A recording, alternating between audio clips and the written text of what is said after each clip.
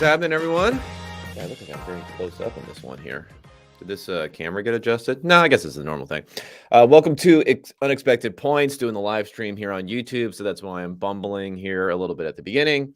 I know I get more podcast listeners, and I greatly appreciate all of you there. I'm going to go through a review of last night, what we saw there.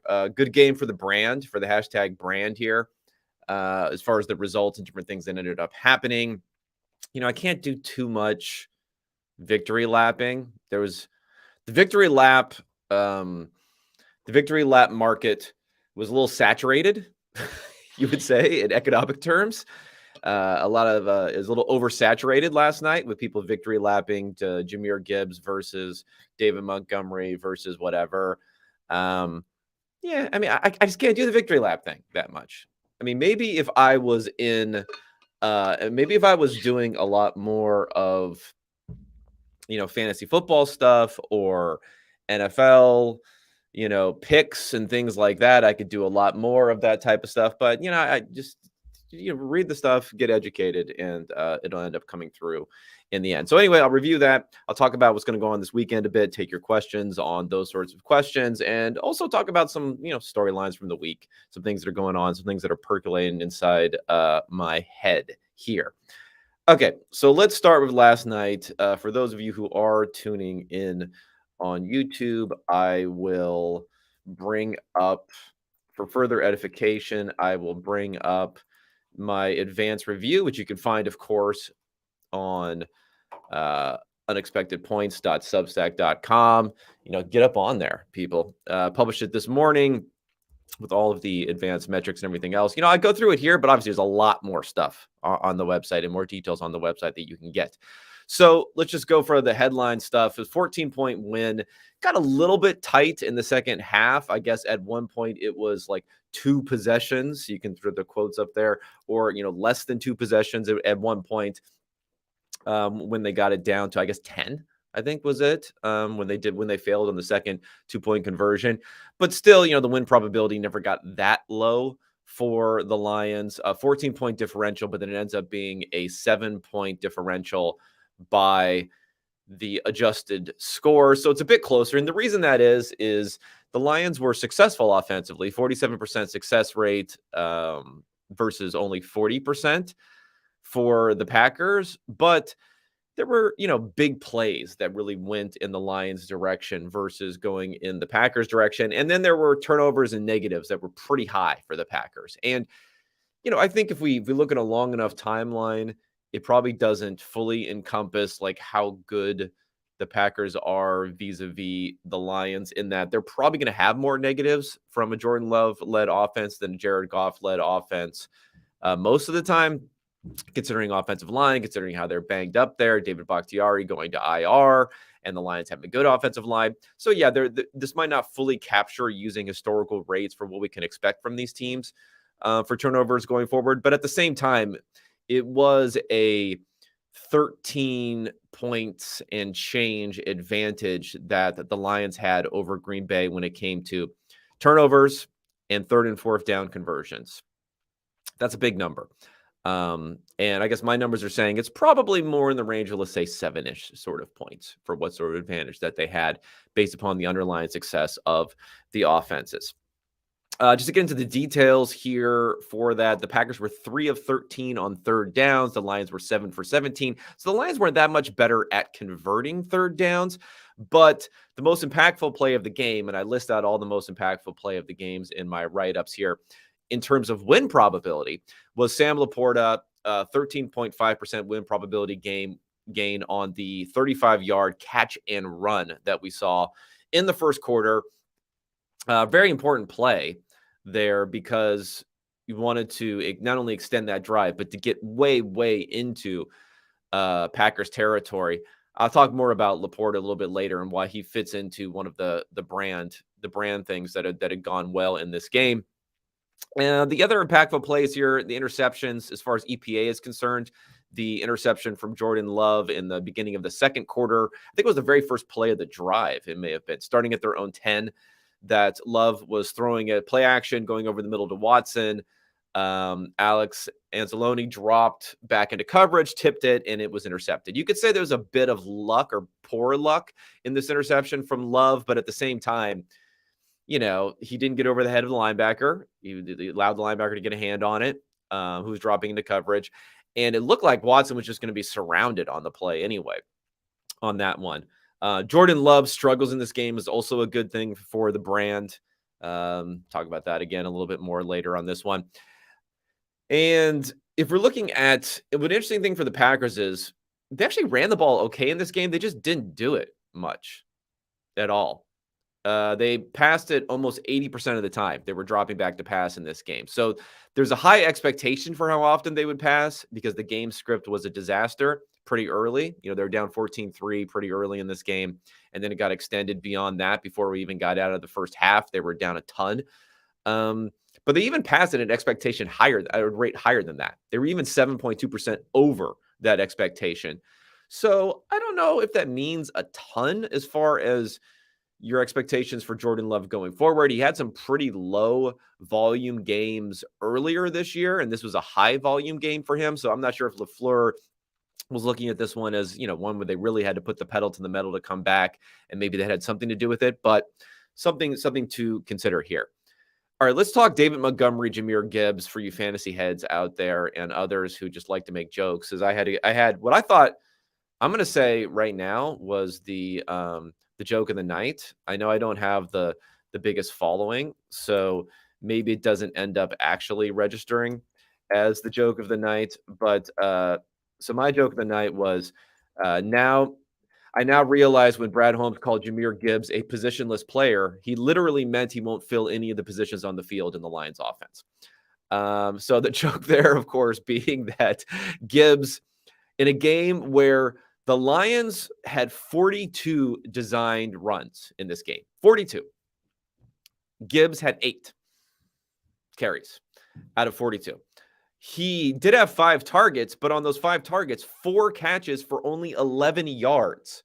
This is not like redefining running back usage and going down the field. I mean, I think even with Bijan Robinson, who now apparently, I think the PR department on the Falcons has gotten out saying it's Bijan Robinson, not Bijan Robinson. I'm not sure if this is going to go the way of, remember Tyrod Taylor as opposed to Tyrod Taylor, how that really didn't catch on.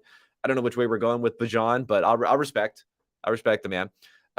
Even with Bijan Robinson, he's being used a lot in the passing game, but, he's not like running seam routes or something. He's not, running post routes like I saw some clips of him in college doing it one time as he's generating all of his values. No, he's just doing like running back stuff, but doing it a little bit better. And in this game, like Gibbs's usage, they're saying, there's another quote that was circulating last night is Ben Johnson at the beginning of the season saying, we might use him in some ways. His usage might be like surprise some people in some ways people aren't expecting. Yeah, no, you're not using him in any way that people aren't expecting. Unless, as my man Ian Hartitz joked last night, that the way he's being used outside of expectations is you're just not using him. We expected you to use them and you're not using them. So that's the difference there. But what chaps my hide a little bit. Sorry, that's a pretty obscure phraseology there. But what chaps my hide a little bit is slightly is I heard after last week's game some commentary saying, the Lions got roasted for their draft, but look at the results. And I think some people are going to say that after this week, everyone's roasting, everyone's concerned, all the fantasy heads are concerned about Jahmyr Gibbs. Hey, the Lions are 3-1 and they're dominating in Lambeau and blah blah blah blah blah. Okay, we our minds are big enough to like be able to separate bad decision over here and good results over here. And when the bad decision, in other words, taking Jahmyr Gibbs as the 12th overall pick, maybe you can even say taking Campbell, the off-ball linebacker, early, although I kind of knew he would have an impact. I mean, I wrote about it. I said, hey, it's not like a bad rookie year type of pick. It's more of a bad like upside that you're going to get, not taking, let's say, a defensive back or or there's a lot of defensive backs in the back half of the first round, or maybe even a pass rusher. I don't know. Pass rushers get a little bit iffy as you get further into the first round. But anyway, not taking let's say a defensive back at that point, or a wide receiver. Now they got decent production from Josh Reynolds last night, but we'll see how long that lasts. You could say bad decision over here, good results over here, and just because you have good results over here, which literally are not influenced at all by the decision, right? Jahmyr Gibbs did nothing in this game. By the advanced numbers, by the eye test, by the volumes, by the whatever. Zero impact in this game, maybe slightly negative again, because he got 5 targets and 11 yards on those 5 targets. Whether it's his fault or not, I'm not saying, but just like slightly negative EPA generated when he was targeted or when he ran the ball, both when he was targeted and when he ran the ball. Converted 1 third down though, 3rd and 2. I give him credit for that. That we don't have to say it excuses or the bad decision because of the good results, which are unrelated to the bad decision. This Lions team was good enough, and they had a golden opportunity to get even better. Like, we should be thinking is, man, this Lions team is 3-1. They look great. They look like potentially a top 10-ish sort of team. And they had a ton of draft capital that they frittered away on a running back they don't even use. That's how you should be looking at it. It's like it could have been even better. It's very like, myopic sort of view of like, oh, this, Brad Holmes, why does he care? They're doing so well. Well, you should care. Like, making draft picks, spending a ton of draft capital on players who are doing nothing isn't great for your results either. Your results can be even better. You can be even better than 3-1. Anyway, that's a little bit of my sorry, a little bit of a rant there. But let's go back to another thing about this Gibbs deal is I'm always very, very skeptical of they're going to break the mold. They're going to be using this different way, this and that. I'm much more like, let's use wide receivers as running backs, or let's use really, really fast, small players who you wouldn't necessarily see as being a running back as a running back to generate explosive plays, and then rotate them. Forget this like 3 yards in a cloud of dust nonsense. Like that's an innovative way that I can get down with. But to say we're going to have guys who are objectively worse pass catchers, who are running backs, who would probably just be wide receivers if they were really that great of pass catchers, and then we're going to use them and throw them out as being pass catchers. Now that's dumb. Just doesn't happen that often. Tyreek Hill was kind of like a guy that broke the mold, I would say. So Tyreek Hill he played a lot of running back in college. Of course, it was a very small school sort of situation. He had his issues in college, to say the least, off the field. And so he was someone who, like, from my general perspective, I would have been skeptical coming on the NFL and would have been a massive miss, of course.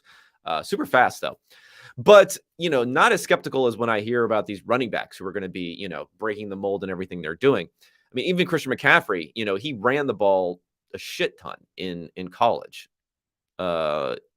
Generating, I don't know what it was it close to 2,000 rushing yards or something like that in a season that he had? He's 10 pounds heavier than Gibbs, so there's still even a more translatable sort of skill set for someone like McCaffrey going forward. And I compare this to Mike McDaniel and what they're doing over there at the Dolphins, where they're not putting a wide receiver as a running back necessarily, but to say we're going to draft Devon, this is another one. It's not A-Chain now, it's a Chan or something, a Chan. I can't keep these things straight. Why do these guys like transition their names once they get to the pros? Is it because they don't have like PR departments in college that'll do it the same way? So whatever. I'm gonna say A-Chain because I can't even figure out what the proper pronunciation is.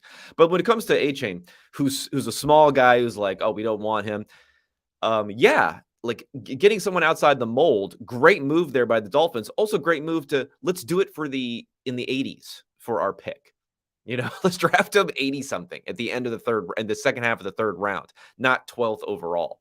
But just props to McDaniel. That was one thing I was going to write on in my commentary, but I didn't get around to it, and how he's really figured out this thing of like, why can't we just have explosive plays?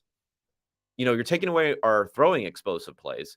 Why don't we want to just concentrate on having a rushing game which mimics more of a passing game, where we have these little fast guys Well, little in the case of A-Chain, fast in the case of Mostert also. And then we also run, we have Tyreek Hill getting involved potentially, or Jalen Waddle getting involved potentially, and saying, let's have an explosive running game too. Now you got to stop that. Not just worry about sitting deep and stopping the explosives, because people figured out, and this is what like the general problem. This is like been a big thing for quote unquote analytics in all different sports is, you know what? Let's take the high value explosive-ish sort of play, even if it hits at a lower success rate, is worth more than your intuition thinks. Right? 3-pointers, even though you make them less often than 2-pointers, are worth more than your intuition thinks when you're just concerned with whether ball go in basket or not. Baseball. Home runs are worth more than you think when you're feeling better about, getting singles and doubles and sacrifice bunts and being productive. Like long stretches of being unproductive or uncomfortable for people, even if it's the best route to setting up the big play. Same thing in the running game. And I think McDaniel's starting to understand this, and I like it, is that you got to be comfortable with having maybe a little bit lower success rate running the ball. But if you can have these explosive plays, and that's what we figured out. And the defenses have really figured that out in the passing game. They said, okay, let's keep down these explosives, and we're going to have better results defensively. But I like McDaniel saying, hey, let's turn it over and let's do it with the run game. But it's not necessarily in the way that people say is like you're going to invest a ton in your offensive line or invest a ton at running back. You don't have to. Like you have the Devon A-Chain guys available in the third round. You can get like cheaper offensive linemen who can move around a lot better, who maybe aren't your traditional like true pass set sort of offensive linemen in order to execute this sort of offense. It doesn't require you to like lean on the run game versus the pass game or anything like that in a football guy sort of way. It's really just reimagining what you can do in creating explosives in the run game, because you just want explosive plays no matter where they're from. So props to McDaniel on that. Okay, sorry, I got a little sidetracked here on doing this game. Okay, Jordan Love. Let's talk about Jordan Love. I'll get to the numbers, the headline numbers first. 47 plays he was involved in. I'm not sure how many designed runs, but no positive EPA on scrambles or runs this game, which I think is the first time that's happened this season. That had been something that had been keeping the floor up for Love. That went away. And, unless you're a quarterback who's like Lamar Jackson circa 2019, 2020, where he has like 9, 10, he has between, let's say, 6 and 10 designed runs a game. You can't say every week in and week out you're going to be adding value on the ground. So that was something that was probably going to progress for Love, and it did in this game. He was losing a quarter of a point in EPA per play this game. Really, really poor result after being third in quarterback efficiency going into this game. Primarily the negatives are what held him down. He did okay. Like if you say forget interceptions and sacks, which is kind of hard to do, but if you say forget interceptions and sacks, he actually did okay in this game. It's just for interceptions and sacks, he lost about 17 expected points. Big number there. And we saw this coming a little bit by my luck-adjusted QB numbers that I put out earlier this week. I mean, he didn't fall a ton by this, but if you look at the metric here for where Love was, he would have been third in the NFL by his just headline EPA per play numbers behind Tua. He had the second highest drop in his luck-adjusted number, which threw him down to number 7, which, it's still in the top 10. It threw him down to number 7. And the reason being, if you go through his exact numbers here, he had INT luck, 7.2 EPA. He should have been about worse by about 7 EPA in INTs. If you look at his turnover-worthy throws, which I think FTN data had him charted as 5 of those on the season, only 1 actual interception. Now, quarterbacks will average like 1.5 to 2 turnover-worthy throws per actual interception. So it's not like he should have 5 interceptions on the season, but still only having 1 out of 5 was a benefit to him. He had a little bit of drop luck. He's had fumble luck, which he again had last night. I think he did fumble the ball once last night and didn't lose it. So he had fumble luck, strength of schedule luck early in the season, and defensive pass interference luck. I think he's had 3 different pretty long defensive pass interference calls, which how much credit you want to give the quarterback or not on those plays. Typically, they're either underthrown or they're thrown into tight coverage. So it's probably at least somewhat lucky and unsustainable to get that. So in total, he had outperformed his luck adjusted number by about 16 EPA this season, which drops him down quite a bit. It takes away almost half of his expected points production so far this season, making those adjustments. So seeing the results that we saw last night, again, good for the brand probably, because I was skeptical of Love in that regard. Another thing that I was skeptical of Love about is the completion percentage, how his accuracy has been. You don't always say, oh, accuracy, is going to, completion percentage, I guess, isn't a be all end all sort of stat that some people may have it as. There's certain quarterbacks like Mahomes in certain years who definitely plays in a way where he's not trying to maximize that completion percentage in order to give his players chances to make plays. But still, you don't want it to be negative. I think he had the worst completion percentage versus expectation according to Next Gen Stats, which accounts for defensive location and ball location and everything like that with tracking data. I think he was the worst after 3 weeks. He was actually a little bit better last night. He was above expectation last night, but he's still in the bottom 5, negative 5.8% versus expectation. If you look at the guys who are at the bottom here, it's Justin Fields, Andy Dalton on a very low sample size for Dalton there, Desmond Ridder and Anthony Richardson. I think definitely when it comes to Fields and Ridder, yeah, that matches the eye test for those guys and how they've been performing this year. So that was another hint, I think, if you're looking at him, if you're looking at Jordan Love and saying, maybe wasn't quite as good as his results so far. Also, his PFF grading, for what it's worth, was middling versus top 3 EPA per play so far this season. And again, people just get really trapped up in the results-based type of thinking when it comes to either the Packers or Jordan Love. I had to do a little data mining on this one, but I did find, and you guys will probably enjoy, NFL power rankings from CBS here. Should I shame whoever has this? Maybe I should. Cody Benjamin. Sorry, bad luck for Cody here. NFL power rankings. Jordan Love, number 3 in NFL power rankings going into this week for amongst all NFL quarterbacks. Like, what the hell is going on? Maybe I got to read the methodology on this thing. Yeah, it's like the numbers are Mahomes, Tua. Okay, I can get with that, even though Tua might be a little high for my liking. Jordan Love next. Justin Herbert, Brock Purdy, number 5. Wow. Kirk Cousins. Who else we got in here? Who's on the low side here that I can make fun of? Stafford, 19. That's a little bit low, I would say, based upon how he's played so far this season. Sam Howell. I mean, were you in a coma last week when Sam Howell had the worst game ever? I kind of like Howell, though, so I shouldn't say that. Anyway, that's an interesting. Joe Burrow, 29. Okay, this must be just based upon what's happening this season. Okay, what the hell? Okay, this is I should just dismiss this and not even think about what's saying here. But if you want to look at, I have these Bayesian rankings for quarterbacks going into this week for my numbers, and I had Jordan Love in number 24. So that's probably what would seen as being quite low by some people. Maybe not everyone. But I think that's a fair number for what we've seen for him, especially when even though he was 3rd in EPA per play, there were a lot of peripheral stuff in there where he didn't look necessarily as good. So that was good for the brand. I think also good for the brand is probably the fact that people were overrating the Packers, period, based upon the fact that the Saints missed a very makeable field goal at the end of last week. I'm not sure how that happens. I saw the Packers at number 10 in the Athletics power rankings going into this week. I mean, that's ridiculous. So my power rankings, where did I have the old pack? There they are, 24. So 24th in the power rankings here, probably quite a bit lower.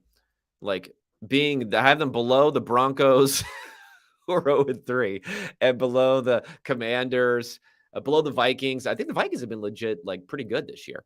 below the Patriots, who haven't been obviously are 1-2. So below a lot of teams that others wouldn't have had him at. But I think this is a fair number, kind of by the underlying metrics for how good they've actually been so far this year. One last thing to highlight on the game last night. Goff was Goff, whatever. I'm not going to highlight him too much. But Sam LaPorta, let's talk Sam LaPorta. I don't care about like how many games in a row he had with 5 catches. Unfortunately for the stat social media people, he did not get 5 catches last night. He only got 4. So you can't say that he started his first 4 games with 5 catches. Now it's only his first 3. So you got to put that somewhat meaningless or not as meaningful as people think stat away. Sorry, social media managers. But still, 4 catches, 56 yards. He got about 80%, 60% of that after the catch. I mentioned he had the biggest play of the game, that 3rd down conversion where he showed not really much separation, honestly, but he was being manned up by Douglas. And is Douglas a safety? I think he's a safety, right? Or is he a slot corner? Because he also got toasted. Rasul Douglas, he's a corner. Yeah, so he was being guarded by a corner on that play. Man, he got toasted on that Amon-Ra St. Brown touchdown. Big time. So not having separation, I get, but what you do is you get the ball in his hands, and then he can get some yak after that when he's being manned up by these tiny defensive backs. And again, good for the brand, because one of my favorite pieces of research from the offseason was looking at tight ends. Look at, he's right there in the picture. I have him in there as the headline picture. Looking at tight ends, and my favorite things were saying shorter area speeds. In other words, the 10-yard split of the 40-yard dash. I mean, it's pretty highly correlated with the 40-yard dash, so you can just look at that too. And elusiveness, and I do it as missed tackles forced by PFF's grading per reception. I think I look at, because yak is one thing. I think yak is like the result of it, but if the yak is all caused by scheme or speed, scheme I don't care about, because they're going from college to the pros. Speed I do care about, but I already am looking at his measured speed at their measured speed at the combine. So like that's kind of accounted for. The other thing that these guys can bring is when they force missed tackles, whether it's through being elusive and just going around it or breaking them. And LaPorta, when you looked at these two, if you plotted these two metrics side by side, and I looked at past guys who have been good, and you get a lot of hits up in the upper right-hand corner on this plot, because it was plotting avoided tackles and things like that. So let's look at, if you look at the bringing the two things together here. Sorry, I'm looking through still at the historical results here. 2023 class, Sam LaPorta. Boom, right up in the upper right-hand corner here in the neighborhood of George Kittle. George Kittle is up in that area too. Fellow Hawkeye. So one of the best 10-yard splits as far as on a percentile basis, one of the best avoided tackle rates we've seen on a percentile basis. So he was a guy where my like appropriately weighted confidence was like, take one of these tight ends who is good at this. Don't draft anyone too early. But I really did like LaPorta more than anyone else. That's why I put him on the image there. I liked it from my very amateurish eye test, and he's been huge. And it was really huge for this team. Although Josh Reynolds had some plays, so I can't say they don't have anyone on offense. But we saw when they were trying to rely on Marvin Jones in week 1, we all saw how pathetically bad that went. And then you started to look around the receiver room there. Jameson Williams, obviously suspended. You got him going on there. You start to look around. You're like, oh, wait a second. We have Amon-Ra St. Brown, who's excellent, but is also an underneath type of receiver. So he maybe doesn't make the defense respect down the field as much as you wanted to. And then you just have some dudes. Again, Reynolds could pop up here and there, but you just have some dudes. So LaPorta's been like a really key piece of not only giving you similar sort of underneath play and yak, but then also getting down the field. I mean, somewhat of a blown coverage last week, but he had that really long touchdown last week in getting down the field. So like a hugely important piece to that offense. And again, I'll give props to Holmes for drafting him, but I never complained about that draft pick. That wasn't part of why I said the Lions draft was bad. I was complaining mostly about Gibbs, but then also why not go for a little bit more upside than the off-ball linebacker in the middle of the first round, who you're also taking like way before where his consensus ranking was. That was another part of that thing. All right, I think I've beaten Thursday Night Football to death here. Let's get on to some of the storylines of the week. It's not really a storyline, but if you had a chance to check out my weekly commentary, which you may have, I'm not sure if you did or not, but I wrote about a tweet that came out from Steven Ruiz. Steve, who I like, I like Ruiz. I have a little bit of a rivalry with the ringer over there, but I think generally he does pretty good works. And we're talking about Twitter here, so it's always kept in mind here. But he had a tweet. Again, I'm still calling him tweets. I don't know what the hell Elon's calling him over there, but his was a quote from Kyle Shanahan about play action, the run game, getting to their spots, blah blah blah. And then his quote was Kyle Shanahan explaining the success of the 2012 Washington offense. And this is the inflammatory thing that you got to throw in if you're in Twitter, right? Says, I don't care what the research says. Still think the running game influences the effectiveness of the play action passing game. Maybe we're just looking in the wrong places for signal in the data. So what I'll say here is that it's not really like a claim I disagree with to say he still thinks the running game influences the effectiveness of the play action passing game. Okay, like I'm not really against that. I think we have to go back in time a little bit here and like rewind and to see how the framing of these arguments changes when we talk about run effectiveness, play action, all this sort of stuff.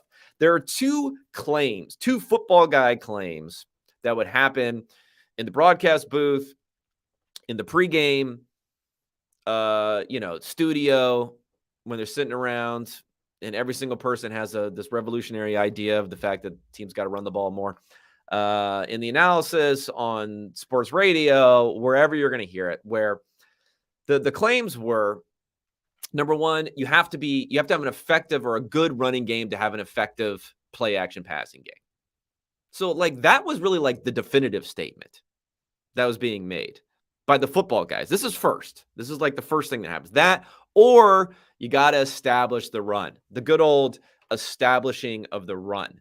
Once you establish the run, then it opens up the passing game and the play action passing game in particular. So we've seen research from Ben Baldwin and from Josh Hermsmeyer attacking those two different things. And what that research basically showed, and this is the way that I would frame it, and I think is the proper way of framing it, is saying that very overconfident kind of conclusive claim that was accepted amongst certain circles, there's not evidence to back it. Okay. In the terms of statistics, what you do is when you're trying to prove something, you don't actually prove that it's true necessarily. You prove it to a degree. You're confident enough to a degree where you think that you can, what they call rejecting the null hypothesis. So the hypothesis here from football guys is, let's say you have to have an effective running game to have an effective play action passing game. The null hypothesis is you don't have to have an effective running game to have an effective play action passing game. So what you're trying to do is you're trying to find enough evidence to reject that, to say, you know what, that we can confidently, and they have like degree of certainty and p-values and all that sort of stuff if you want to get into the nerd shit, that you can reject it. At what level you want to reject it? Normally it's a 0.05 p-value is like the threshold, but then the problem is you have like what they call p-hacking, which is you just do a bunch of work until you finally get something that's under that value, and then you say, we found it, but then it doesn't work out of sample and you can't replicate it and all that sort of stuff. But anyway, so, Baldwin did some research where he essentially said, let's look at the best running games. Let's look at the play action success they're having. So I'm not sure what he used for play action success, maybe like the delta between how good the passing game is with and without play action.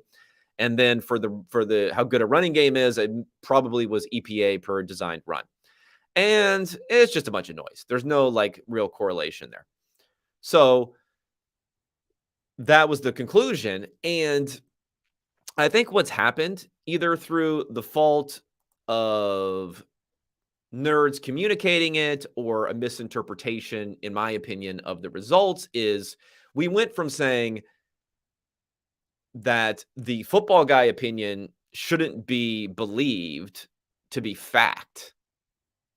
Saying you need this, you need X to get Y, shouldn't be believed that to be fact, to somehow everything's flipped around. And now it's the research and the nerds who are making the overconfident claim that the running game effectiveness has no bearing on play action effectiveness because the results don't show a correlation. Now, just because the results don't show a correlation by this measure, for me, it doesn't mean that it has no impact. Like it doesn't, I would not be making that strong of a claim on it.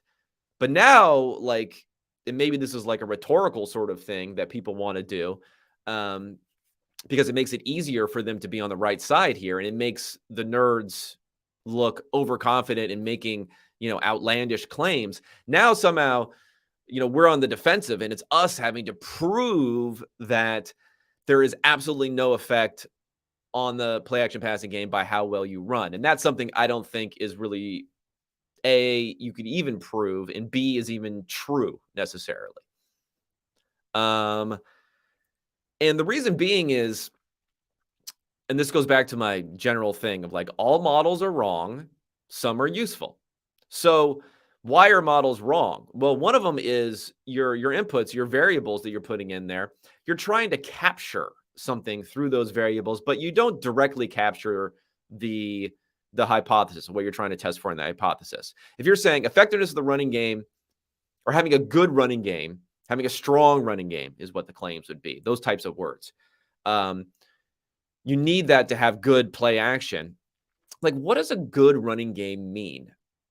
We can use EPA per design run, but if we're thinking on a molecular sort of level of what the phenomenon is, we're talking about whether or not a defense is reacting differently in a meaningful way that has an effect on results to one running offense versus another running offense.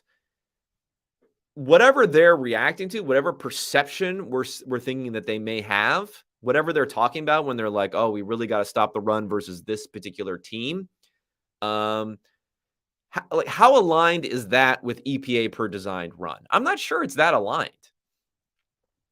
There are lots of running games that are not really as good. I mean, the 49ers being one. Let's say the 49ers were 11th in EPA per designed run last year. No one's ranking them outside the top 10 as far as strong or good running games by perception, right?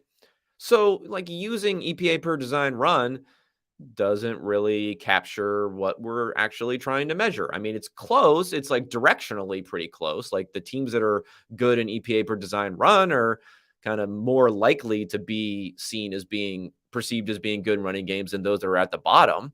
But it's not like a one-for-one relationship. It may not be the best relationship.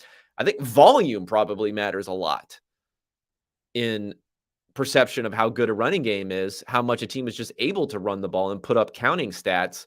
And that doesn't come through really in EPA per design run.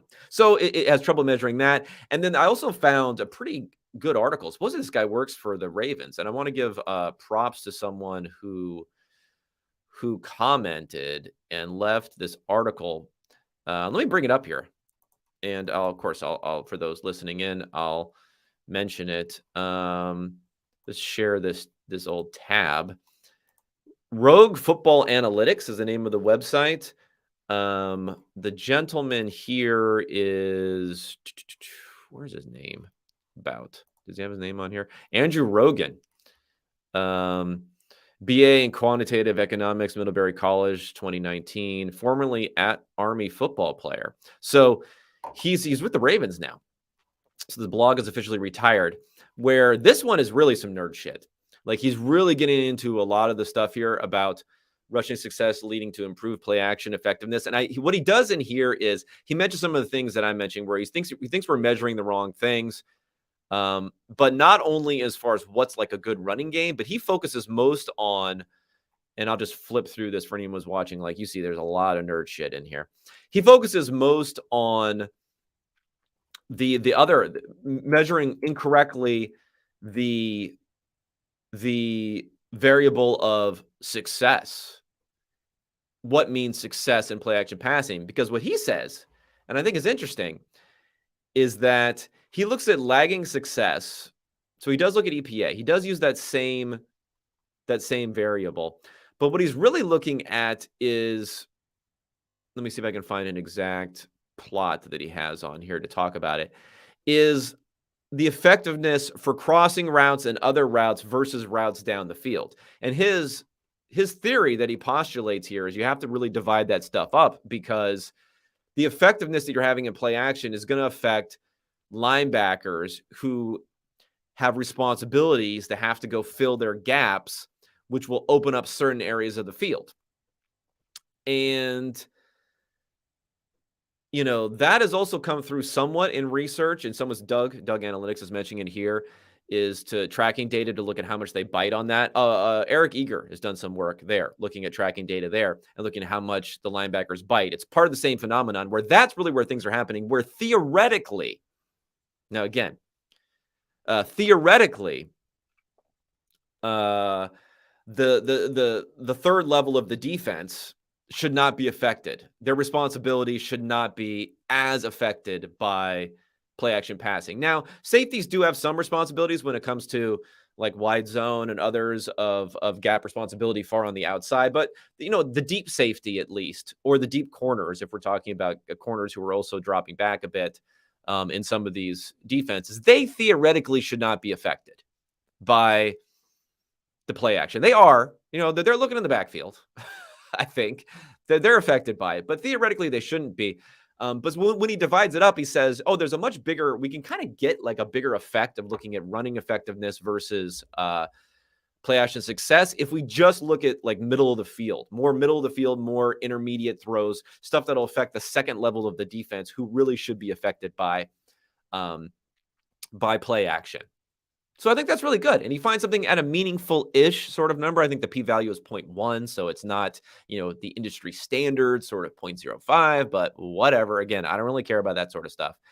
He also points out something here, which I think is interesting, is he's showing that there's a lot of noise if you look at the metric, in other words, the R squared is very, very low, but that doesn't really rule out the results. I agree with that too. I mean, this is football here. Everything is like extremely noisy. So if you can get a statistically significant relationship and enough data to back that, even if the R squared is low, that's what we got to work with. But also important in this is if you look at the coefficients here, when we're talking about mean, okay, these are, sorry, I'm looking at the wrong table. So less than 10 yards to target. This is the one that he's really looking at here. If we look at the coefficient here for mean rush EPA lag, the estimate is 0.08. So for every mean EPA rush, like over or above expectation, I think the coefficient there is you multiply it by 0.08. And the intercept, so this is just like without, like everyone start somewhere, is 1.37. So, it's roughly, what would that be? Roughly 150 something, 160 times more bigger. I'm sorry, 16 times, not 100. Wait, is it 16? Yeah, 16 times bigger than the effect of the rush itself. So like it still shows, even if it's a statistically significant sort of thing, it still shows to me. Actually, maybe I'm looking at the wrong one. Am I looking at the wrong one? No. It still shows to me that, yeah, there's some statistical significance you can maybe throw in this lag. I guess it has 0.1 here for the coefficient in another one. 0.15, you can go up on some of these. So, he's getting something there, but it's still very, very small versus the kind of like general effect of play action that would apply to across the board, whether you're good at running or not. And I think that's really the big takeaway.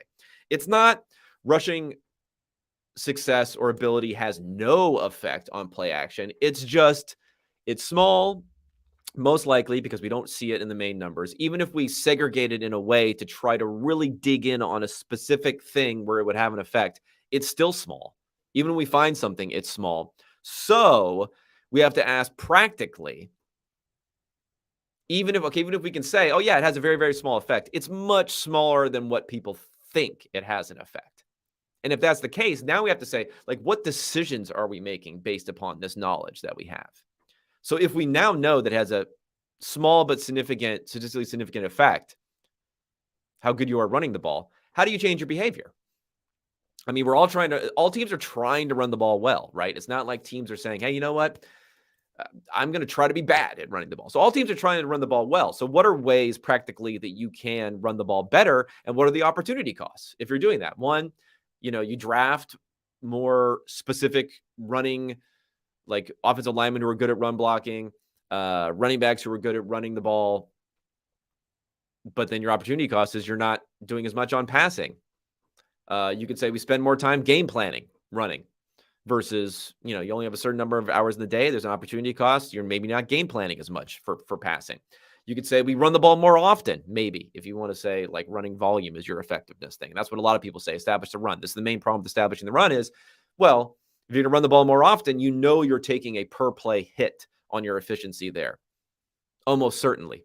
So that's your opportunity cost. So I guess it would say to me is, even if we say that it has an effect, A, it's most likely very, very small. And B, I don't think it reaches the bar for saying it exceeds the opportunity cost that you would have if you try to practically implement, like, let's lean into having a better running game in order to get this play action success. And that's the main takeaway. Nerds, I'm going to represent all nerds here and say, we're not trying to say it has no effect. It's just probably not enough of an effect to justify the opportunity cost moving away from passing. That's it. I know. Not a hot take, not a social media take, not a good debate take. But, those are typically the best actual reality type of takes. All right. We'll go ahead. I'll post in here to fire up Q&A as we talk about in here for, if you guys want to talk about the weekend in particular. I looked through, actually, crap, I don't have my numbers up here anymore on this. I looked through the weekend numbers to see, this is not good podcasting here, I do have them up. Okay, so I still have my numbers run from the week where I'm looking at my power rankings versus the point spread, adjusted for home field advantage, a little tweaks here or there. What are we looking at? Is there anything that's much, much bigger than you might think on this one? Well, despite the fact that I've kind of liked what the Vikings are doing, I do think and this is for entertainment purposes only. I want to put on here, I'm not like dedicating my life to figuring out the proper odds on all of these things. How come I can't find something where it has here we go. Because I want to make sure I have all the up-to-date game odds here. So Vikings, Panthers, you can get this. Panthers is 4 or 4.5. I mean, Vikings by 4 or 4.5 here. Panthers 4.5 at home looks okay to me. I mean, but I was lower on the Vikings going into the season. I've been actually very, very high on what they've done so far this season. But that still looks like a bit much for me. But I guess Bryce Young is starting. So I don't know. Maybe that takes it away for me. I'm not even sure what to think. I'm kind of high. I don't think Young has been that bad as his numbers, but that's one at least that popped up numbers wise. You guys can make your decision on what you think about Bryce Young or not. Another is the Bears. I don't know. Okay. Can you do the Bears? I don't know. Is it 3.5? Can we still get 3.5 on the Bears? Oh, God. Yes, you can get. Oh, no, minus 115. So it's leaning a little bit. That's not really there anymore. It's more like 3, which really kind of kills the value on that sort of one. Other than that, not a whole lot going on. I have the Niners. Oh, God, the line is. Oh, well, actually, I know. Sorry, I don't have the Niners. I have the Cardinals. I can't. Oh, wait. The problem. This might be a model problem, though. Like anytime someone is favored by, is it 14 points? 14 points. But I kind of like it generally. I don't think the Niners are as good. They're not as good in my power rankings. People are going to hate the Niners in my power rankings. They weren't as good going into last week. They're not as good coming out of it. I still have them as 5th behind the Eagles, the Dolphins, the Chiefs, and the Bills. And some of it is because of the adjusted quarterback stuff that I mentioned, where Brock Purdy's had 4 fumbles. He's only lost one of them. He's had a bunch of turnover-worthy throws. I don't think he's thrown a single interception this year, but he's had a bunch of interception-worthy throws. And their success rate offensively has not been that great. They just have had a lot of big plays. Now, maybe they're going to continue to generate a ton of big plays offensively for this team, but I'm not quite certain of it. And, I don't know if they're going to put pedal to the metal in this game also. Josh Dobbs, I have very low confidence in Dobbs and what they're doing over there, but hell, if you wanted that might be my favorite, at least. You get it at 14. 14.5 would be nice. You get it at 14, and you might even get it minus 108 here, it says, at Bet Rivers, whatever. You can get your normal minus 110 on that, plus 14. That gives you a lot of outs there. 2 touchdowns. On the road, though, for the Cardinals. So not great. So if you have any other games you want to ask about or any other questions, go ahead and fire it up here. I don't see a lot, though. I don't see a lot going on in the comments. Establish the past. Thanks for the content. Yeah, I don't see a lot going on here. So anyway, I know I rambled on for about 50 minutes here. Hopefully you guys enjoyed the content. Go ahead, give a follow on here, make some comments in the future here. Go ahead and subscribe over at unexpectedpoints.substack.com. I'll have all the advanced reviews to you.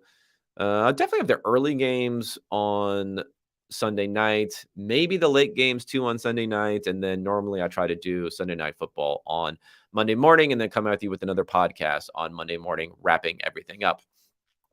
Thanks so much for tuning in and listening, and I'll be talking to everyone. Good morning.